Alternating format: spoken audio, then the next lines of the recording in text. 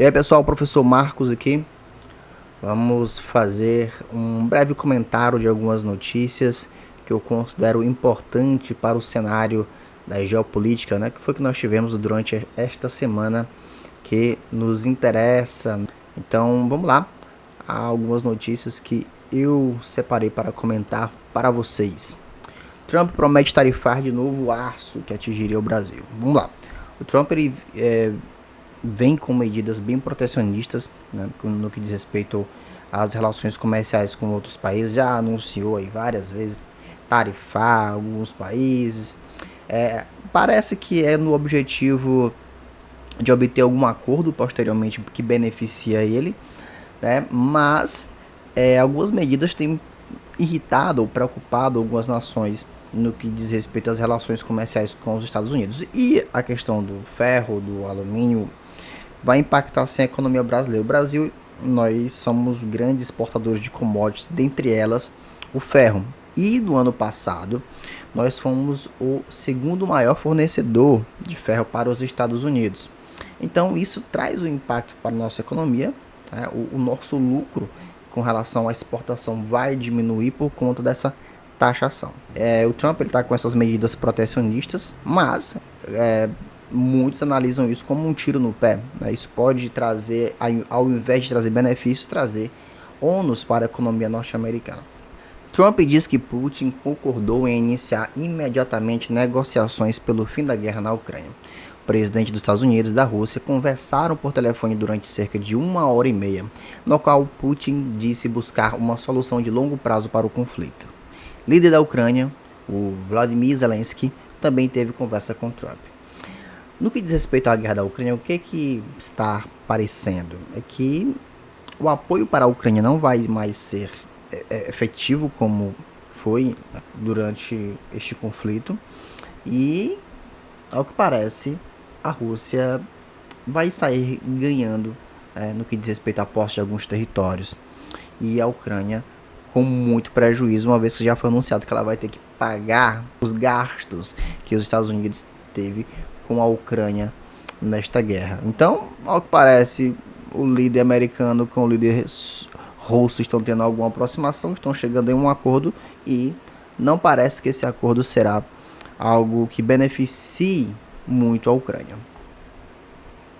Ministério das Relações Exteriores alinhado ao Exército do Sudão define caminho para eleições em meio à guerra civil. O plano inclui um governo de transição, um primeiro-ministro civil e um diálogo nacional com a sociedade civil. Bem, nós sabemos que na África temos uma guerra em andamento muito séria que já matou milhares de pessoas, que é a guerra do Sudão. O Sudão ele teve deposição do presidente, que aliás era um ditador, né?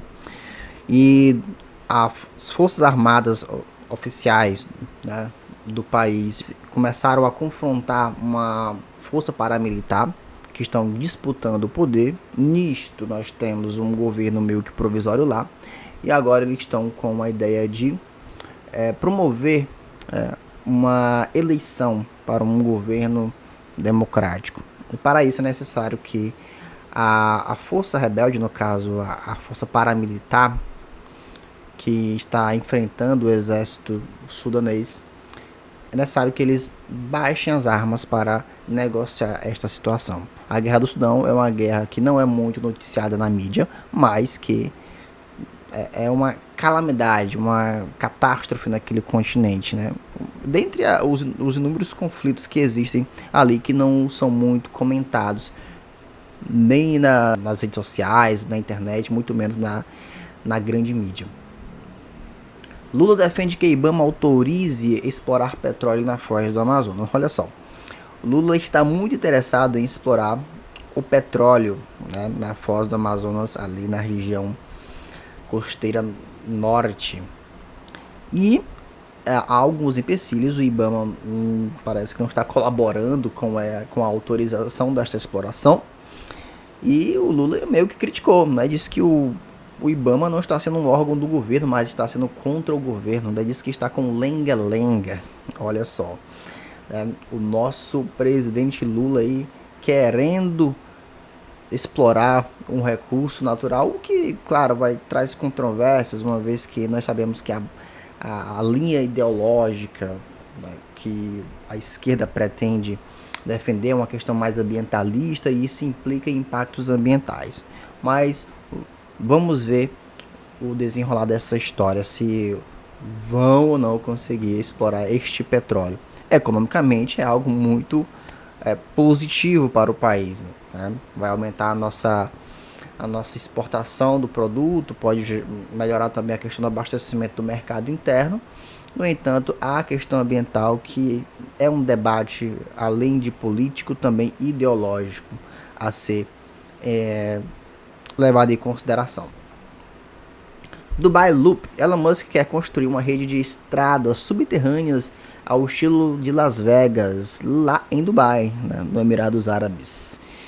E olha só, eu li essa matéria, achei interessante alguns detalhes nela. Se eu não me engano, é um projeto de 17 quilômetros, né, com 11 estações. O Elon Musk disse que seria como um buraco de minhoca, né, naquela ideia da teoria da física.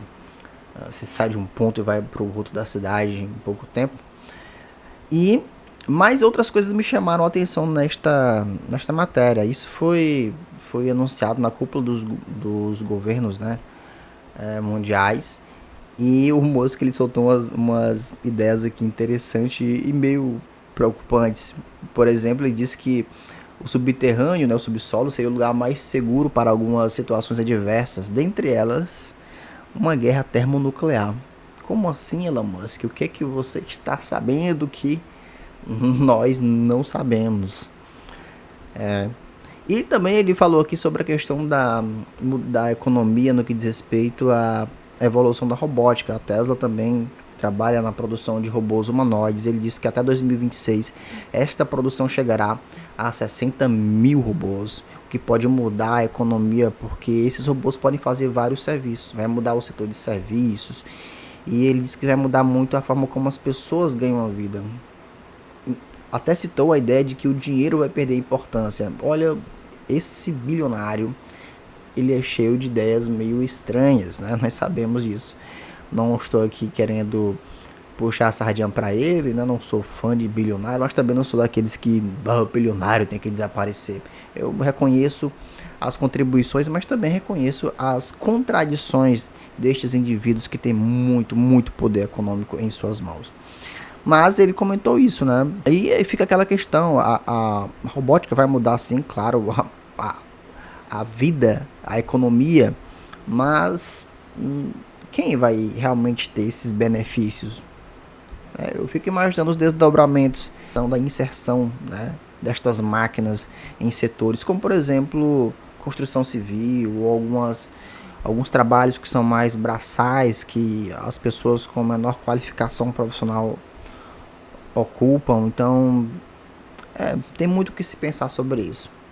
Mas o projeto lá de Dubai é interessante, né? E quem dera que, se aqui no Brasil nós tivéssemos obras de infraestruturas assim inovadoras. A gente só parece que isso só é visto agora ou na China ou no Oriente Médio, né? Mas enfim, quem sabe. E é isso, né? Finalizamos por aqui. Estas são algumas notícias que eu achei interessante comentar aqui para vocês. Um giro na geopolítica desta semana. Gostou do vídeo? Se inscreve, comenta, compartilha. E pretendo este ano produzir bastante conteúdo aqui. E valeu!